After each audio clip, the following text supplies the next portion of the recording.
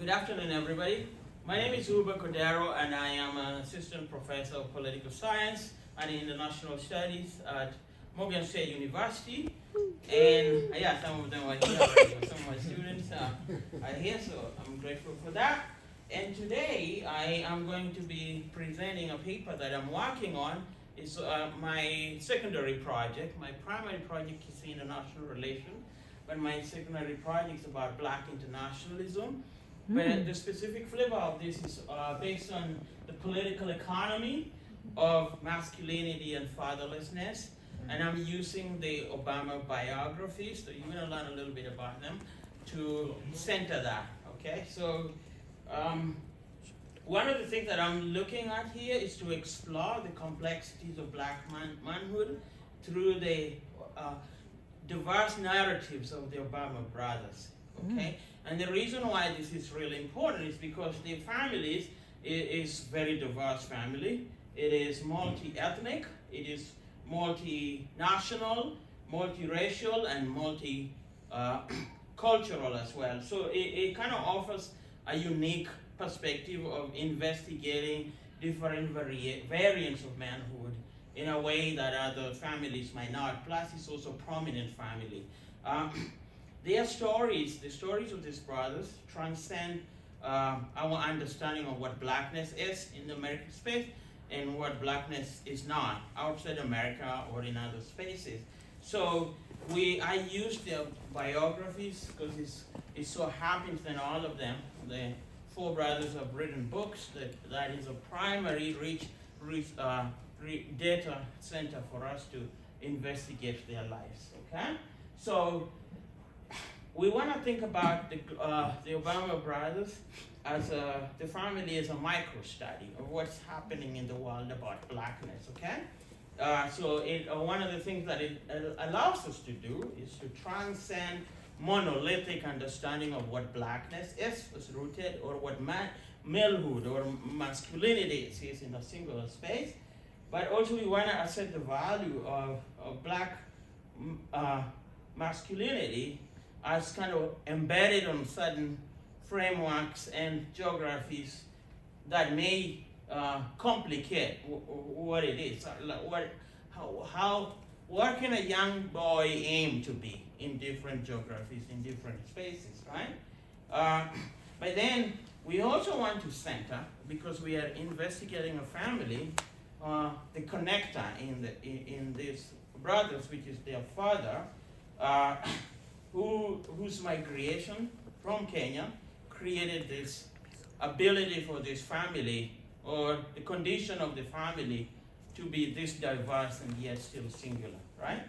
So we're in investigating it, what we get to learn is that there is this trope of absent father figure can have different outcomes to different people.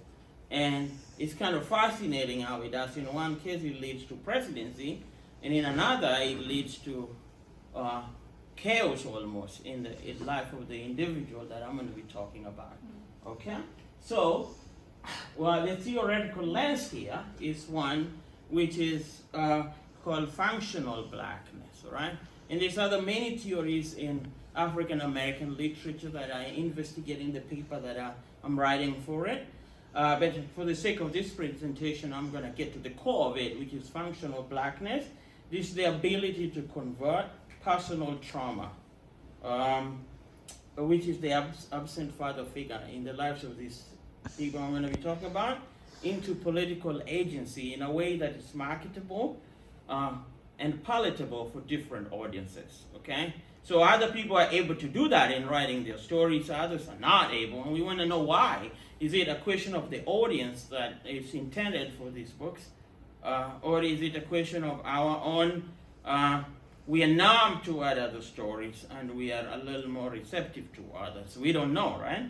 So here there is a hierarchy of voice. So on the first part, there is the metropole, which is kind of like a leftist Marxist way of talking about the imperial center, which could be now, in this case, will be the United States, okay?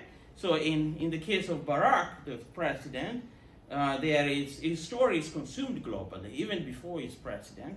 and it's received, and it's kind of counted as a definitive history of this family narrative. Other stories are not treated the same way. Okay, other stories are kind of on the side, on the fringes, supportive of, critical of the center. But it also so happens that these other stories are also stories of people who inhabit what we call the global south. So we want to think about that, okay? So the question that I'm pondering is, how does public perception validate Western version of black manhood over post-colonial reality? So our understanding of manhood is also very divergent, depending on the spaces that we inhabit, okay? So my methodology is qualitative, okay? So I'm treating the memoirs as primary data points, okay? And I'm using 5 different books. The first one is called Dreams from My Father. Everybody's familiar with that. That's Barack Obama's book. And then another one is On Obama's Journey, which is for his other brother. His name is Malik Obama Ndesandjo. And then there's 3 other books. One from Homeland with the youngest brother his name is George Obama. And then these other ones, people know about them a lot, infamously, from Malik. So Barack Obama Sr., this is a story about his father. And then there's Big Bad Brother from Kenya that is written after Barack is done with the presidency. So these stories are phenomenological, so we think about the lived experience of this individual as they write about them, as they speak about their story. But in telling their story, they're very revealing a lot about other things that we will find interesting in studying masculinity. Okay, now, this is the theory that I have. Manhood is not merely a psychological journey, okay? It's not psychological, it's an identity produced by sort of like class systems and geography. So it's about wealth, it's about geography, and global power structures. They come together to create our understanding of what it is to be man and what it's not to be, okay? And in this way, it's sort of a function of what I call the socio-economic soil. Yeah, where manhood is planted. And this could be broadened to include other expressions of masculinity that are not dominant, that are outside class, outside gender. So this theory can be expanded, but it's kind of what I'm building up on. Okay, so let's get to the stories, okay?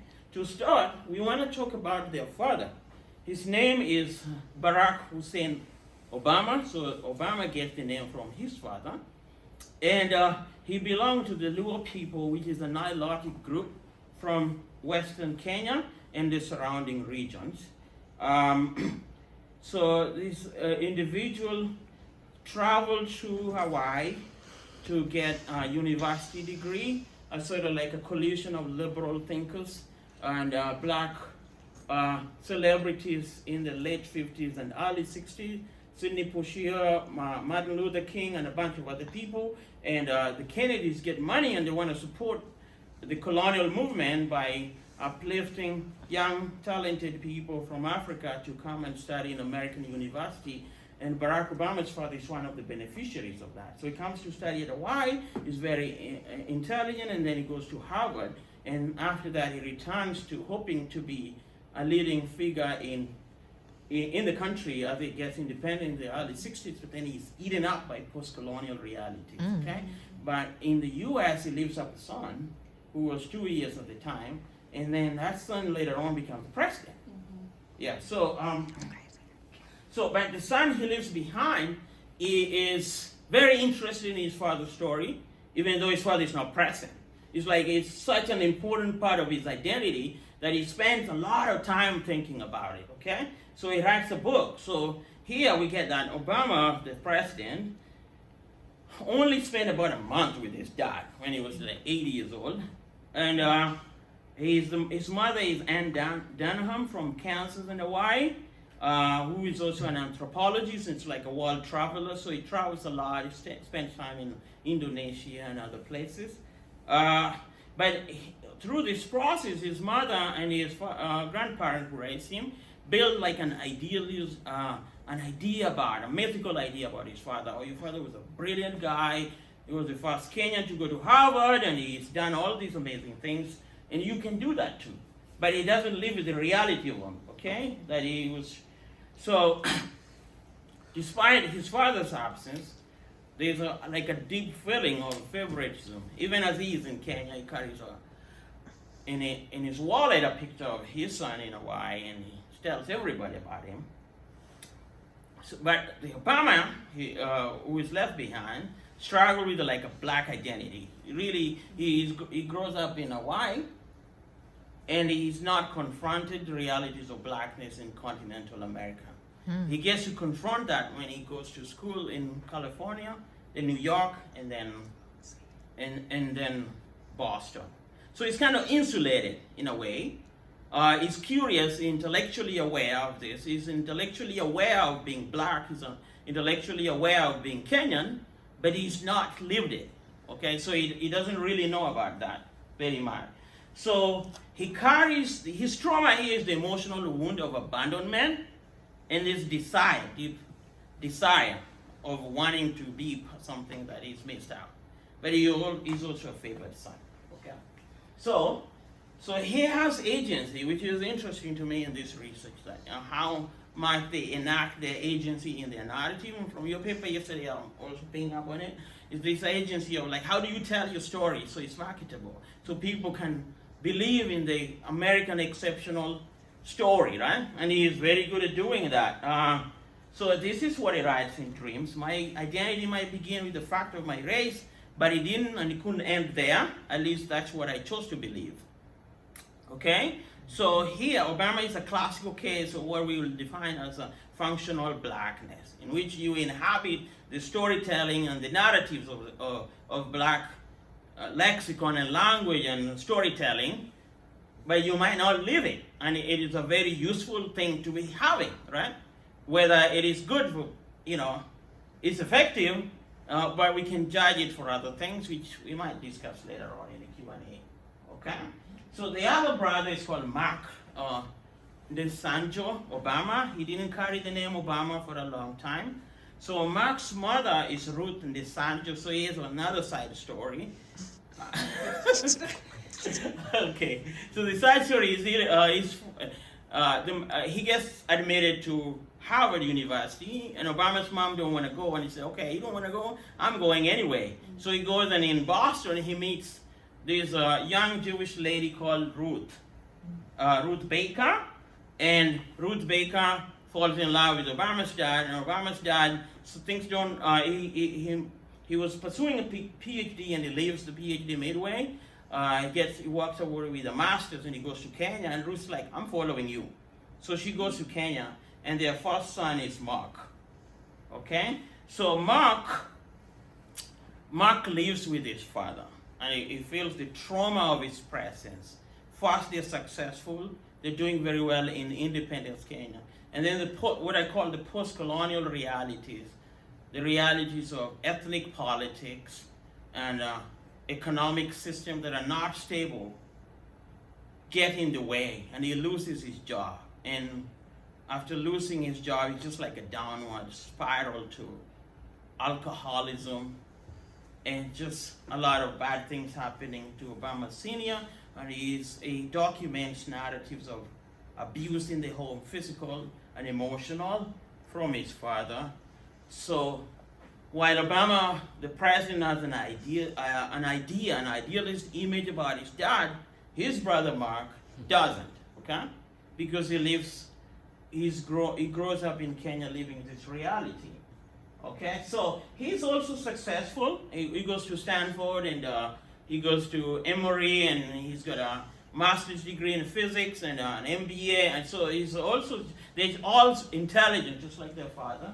But this is what he says that he calls himself Black Mzungu. So Mzungu is Swahili word for a white person. And he says, I was black to white, yet white to all blacks, with no middle ground, unable to bond with my black brothers. I quickly adopted the culture of my white mother and a more polite Caucasian family. So he is choosing whiteness, okay? It's very interesting because if you compare with Obama, he's intentionally choosing blackness while his brother Mark, he chooses whiteness. And he's the one who's born in Kenya. He's the one who's lived there until he's 18. It's very interesting, okay? Okay, so Mark abandoned the family. His mom married somebody else. And he didn't want to associate with the Kenyan identity or his or the Obama family together. But when his brother political career rose, he said, well, there's something to be proud about. Okay, so he chooses to come back to the fold. Okay? The other brother is Malik. Malik is infamous. Everybody knows about Malik. So Malik is interesting because he's the fully black one from his father's first marriage before he left. And Malik he grows up in Kenya. He's raised with Mark's mom and then abandoned. So he has like this struggle with abandonment. His father abandoned him for school, and then Mark's mom also struggled raising him. And when Mark's come in the way, he's kind of like secondary. So he feels this strongly. But he then comes to the U.S. and he develops a very close relationship with Barack. And it's kind of like he tells him about the family, and Barack is very happy with him. But then as he in a wedding, they are best friends at each other's wedding. They hang out a lot, but as he gets, they kind of, Malik starts to be like a nationalist black person. He's like embracing black nationalism and Pan-Africanism, and that sort of starts to be threatening to the Obama image as he rose to the Senate, and sort of like, you're gonna make my political career, you're going to damage my political career. So there's a fissure of brotherhood, right? And so at the time, the president is in the second term. They're not at talking terms. And Malik is like, okay, I'm going to go full. He goes really to the wrong side that he shouldn't be going. Because he read it as abandonment. So the last brother I want to talk about is George, whose story is also interesting. He's the one who looks the most like the brother, Barack. But he was born with his father's last. It's really not known whether it was a girlfriend or a wife. But the last woman he was involved with before he died. And Mark grew his mother, he was orphaned. So his father died. And he lived on less than $2 a day. He didn't go to the good school like all of the other brothers. Actually, Malik attends this school. He's an alumni of the school we are in right now.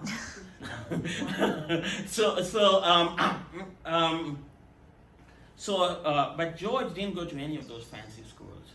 So he struggles getting into alcoholism. He's sent to jail, and the Obama name did not really register for him. It's become a public ridicule that the Republicans used to paint Obama as somebody who abandoned his family. So his story is different. His story about masculinity and about class is different. So this is his story in the book, George Obama, that he wrote. Here. So this is the limit. What I am gathering from these stories is that black masculinity is fluid. It's adapting to social and financial capitals, as you see, available in specific spaces. So one family can have very different trajectories. One living in poverty, and another is president of the United States. And it's difficult to reconcile this. It's not about talent.